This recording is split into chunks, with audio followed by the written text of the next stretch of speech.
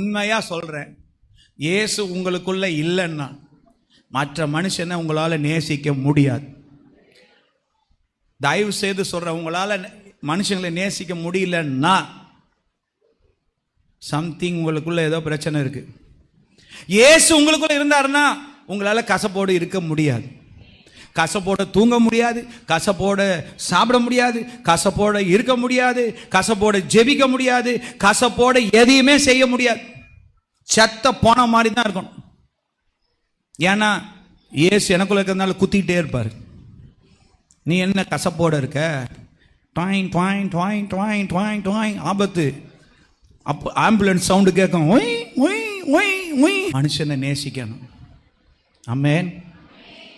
அவர் துரோகிகளுக்குள்ள வாசம் பண்றதுக்காக வரங்களை பெற்றார். ஆமென். நீங்க எல்லாம் நம்ம எல்லாம் அவருக்கு எதிரி இல்லை, துரோகிங்க. ஆனா துரோகிகளாகிய நமக்குள்ளே வாசம் பண்ண அவர் வரம் பெற்றார்.